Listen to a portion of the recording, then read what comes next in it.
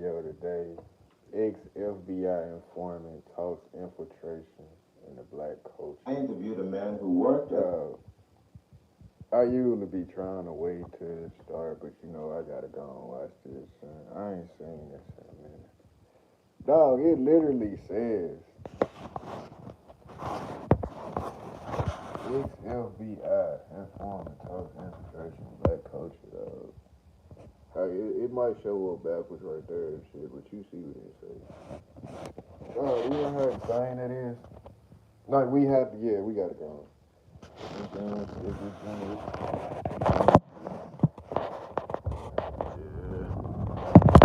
get into it with this motherfucker right here. Cause this is insane, bro. They can actually just say this like out in the open with no more consequences. I want to see just how they penetrate. So when people say stuff like the industry plants, the girl with the booty hole brand, all of that, I guarantee you that's just a modern version of who this nigga is. But we finna watch, see who this nigga is though. An informer for the FBI during the 1960s. His name is Dothard Perry, also known as Ed Riggs, also known as Bill Perry, also known as Othello. How were you paid? The pay was always in cash. Cash, and you would sign a card. It would go like this. A rendezvous or a drop-off point would be picked out either by yourself or the agent. You would meet the agent there, and usually it would be in a vehicle. You get in the vehicle, he would hand you the money. He would tell you first to count the money. He would tell you the amount while you counted it. If the amount was there, he would then bring out a card. On that card would be for the week of such and such. In other words, the week was dated. So-and-so has been paid the amount of. Then you would sign the card, and then the agent would sign the card. The reason for this is that if all of a sudden the IRS became very interested about where you were getting all this extra money from, you could always tell them to go back to the Bureau, and the Bureau would have your cards on file. I see. Were there such things as bonuses? Oh, yes. What were they paid for? Bonuses were paid for, suppose while you were meeting with, or you were at a meeting with Bobby Seals, Chulai of the Red Army happened to come to the meeting too, which is something which would be a new development. That's bonus time. In other words, a hot piece of information. Hot piece, very hot piece.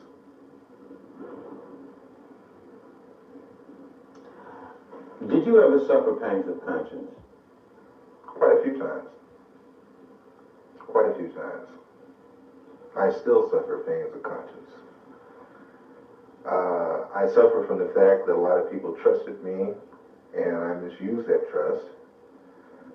I suffer from the fact that a lot of information that I gave out was the undoing of certain groups or certain people.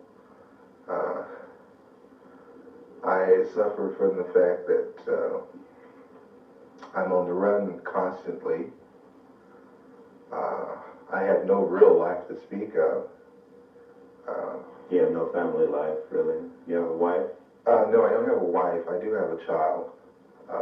I can't see her that often. I have to stay away from them because once I come around, the Bureau shows up and harassment starts. I have very few close personal friends, no one to really confide in. It's like being on the outside of a glass jar and everything is happening inside the jar. But if you look at his face, first off, to whoever his daughter is, I'm sorry that this bitch ass nigga is your daddy.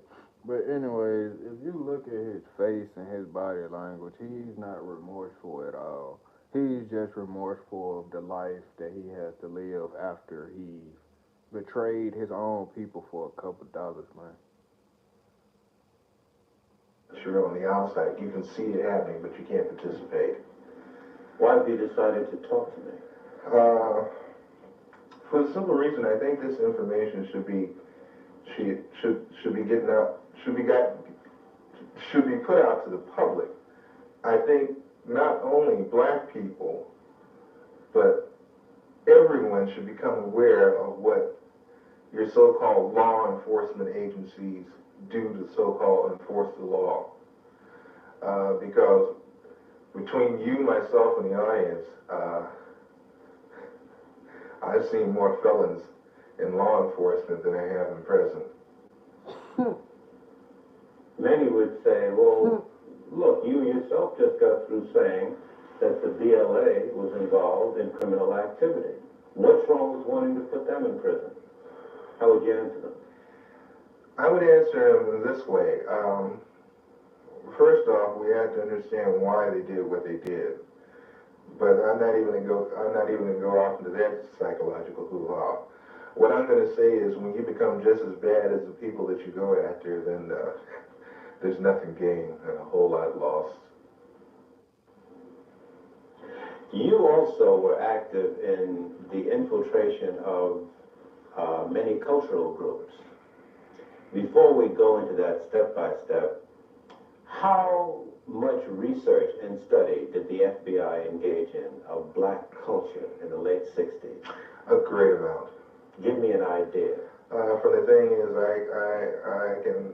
they have a file on every type of magazine that blacks read. They have a file on the music. Bob, this nigga you heard what he just said, the music. They understand the music. So you not finna tell me she coming on here with all that degeneracy. I usually don't say names, bro, but it's one person. You know who I'm talking about, bro. Everything she does is degenerate as hell and insulting to black people. They study us. So they know how to use us. And they know what kind of puppets to put in our face and get them a couple of dollars to make you worship them. Stop worshiping these people, man. Music, dance, theater, all your favorite actors, comedians, you name it, man. And they would actually study these different... Oh, yes, definitely. What would they do with music? To understand the people, you have to understand the culture. To infiltrate, you have to understand. You have a lot of so-called white liberals that were infiltrating the so-called black groups using the information that they had gathered from the studies of blacks. They're like Biden, bitch. If you not black, you don't. You mean just to understand the behavior pattern of our people? Oh yeah, I can. Will Heaton could name out some jams of Miles Davis that I hadn't even heard of. He could name off some books that I hadn't even read pertaining to black culture. Did you ever see agents actually studying music? Yes. I've seen them going over even video portion of cultural events. The understanding, like you have an organization like Leroy Jones' Black House. You remember that? Okay, Leroy Jones's place, which was done on the thing of tribalism. That's where I first heard the word Kintu, Mantu, Huntu, Hintu. These words of the African continuum. I learned that from an agent. He ran it down to me. They make in-depth studies of the personalities of the people they're dealing with too, culturally. It always helps it's a thing of you can take their culture and use it against them. How large would you say an extensive collection on our culture would you say the FBI has? Would you rate it as large as a particular library, like the Schomburg Library in Harlem? Or? I would rate it better. And the fact is that they go into details that we probably would overlook. Will Heaton used to meet me in different places. You know, Will Heaton, that was one of my supervising agents. There is a certain bar in the Los Angeles area where people into black cultural things met, and Will Heaton used to meet me there.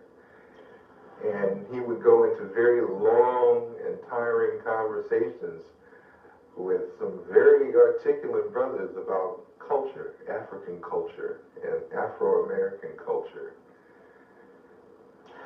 Tell me about some of the cultural organizations that you infiltrated and what you did. PASLA, Mafunde, Watts Writers Workshop, which they had. Watts Writers Workshop? Yes. Watts Writers Workshop, which was one of the oldest established black writers workshop. That place was burned down. Yeah. The Bureau had it burnt down. What the fuck? I know because I participated. I did the arson. Oh my God! You burned down the Watts Writers. Yes. Why did they want it to go? At the time, funding had been cut to the workshop. Had been cut out. Hey man, this is why me writing these books and stuff is so important. This ain't even no marketing. This is real talk. They was burning down. They don't want us. Dog, did you hear what he just said? They burnt down the place where black writers came together. Why would they do that? It's information and stuff. Breathe, nigga. Go, man. But it looked like there was a possibility of a grant being given back to the workshop. And if there was no theater, there would be no grant. How did you do it? 2 cans of kerosene, a Purex bottle, gasoline, and a flare, highway flare. Why didn't you use more sophisticated stuff? Oh no. You're never overly sophisticated. It's too obvious. This way you make it look like,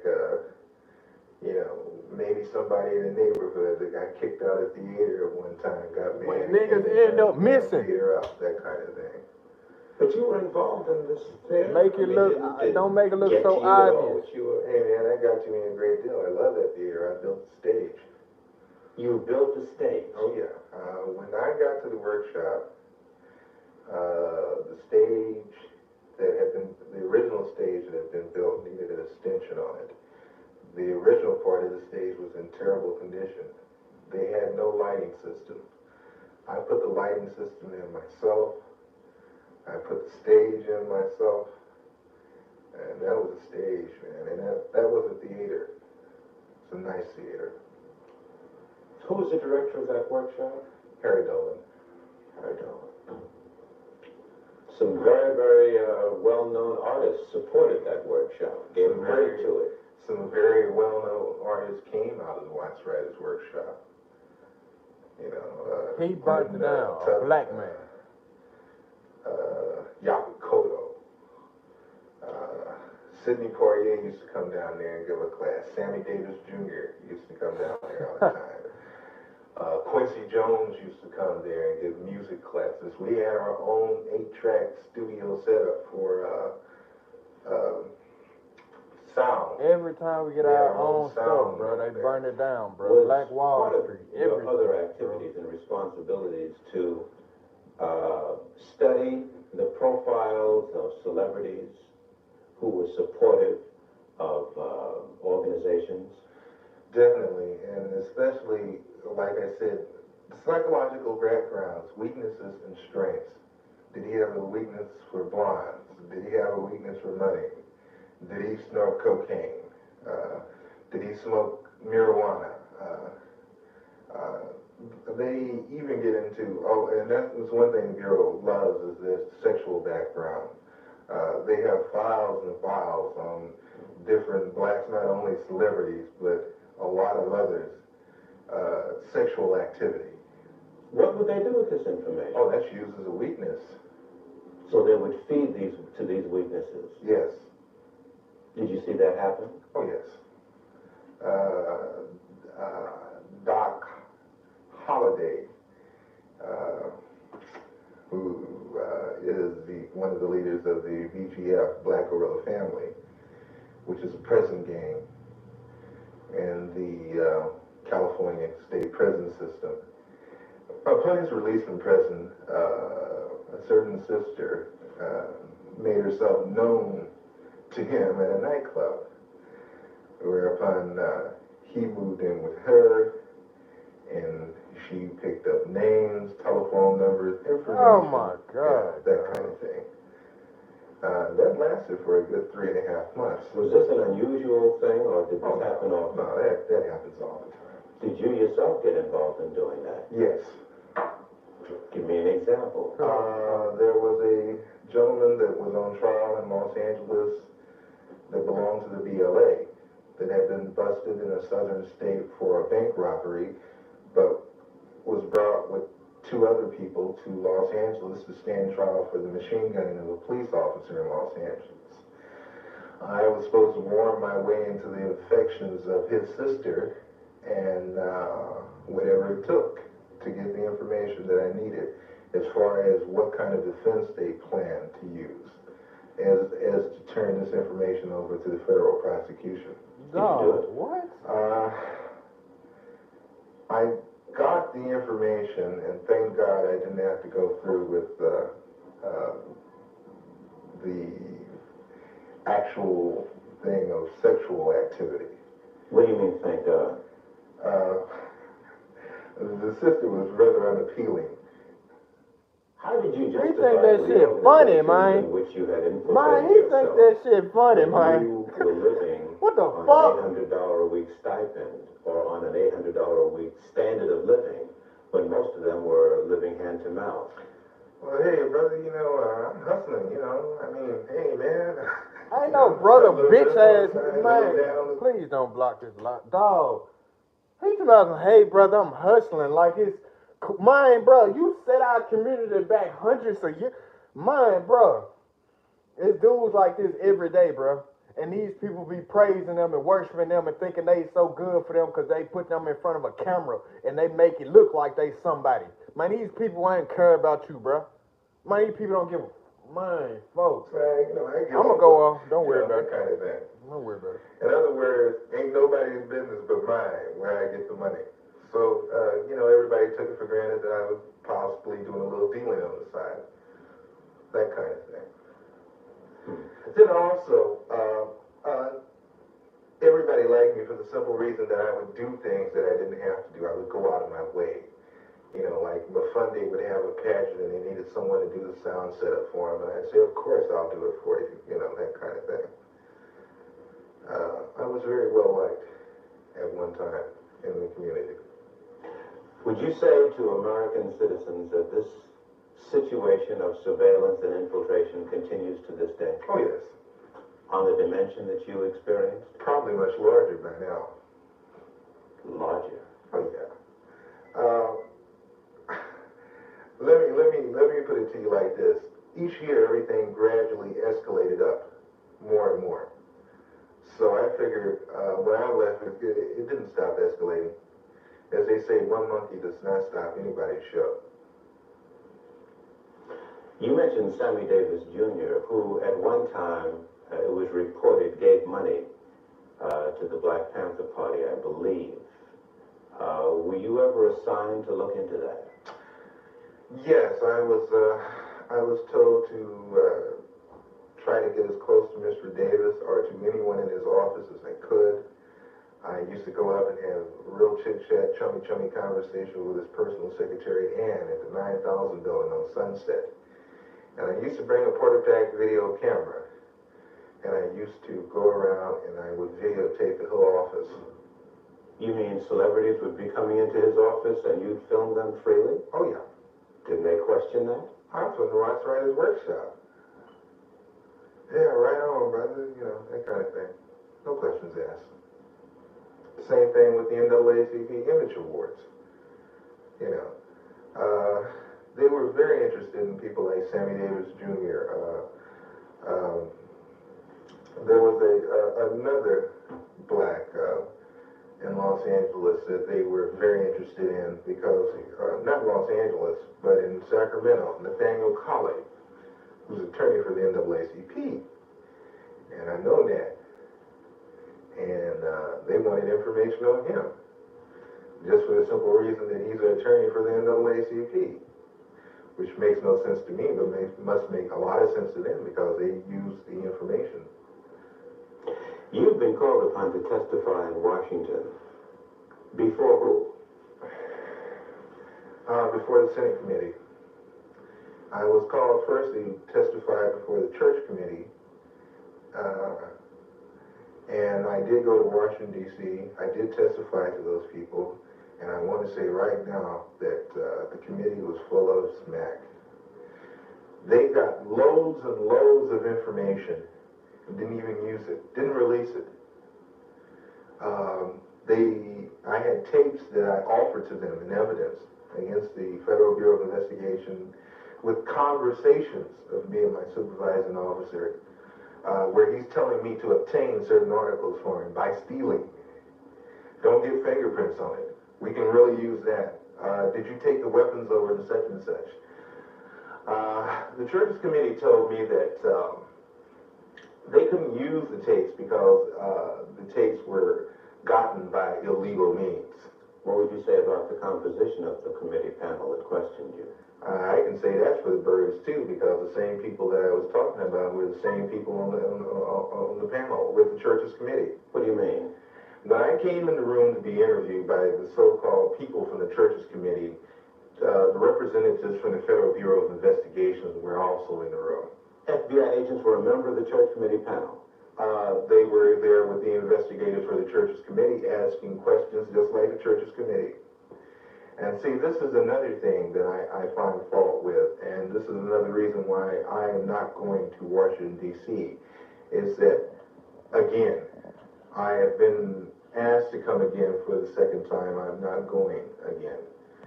For the simple reason that when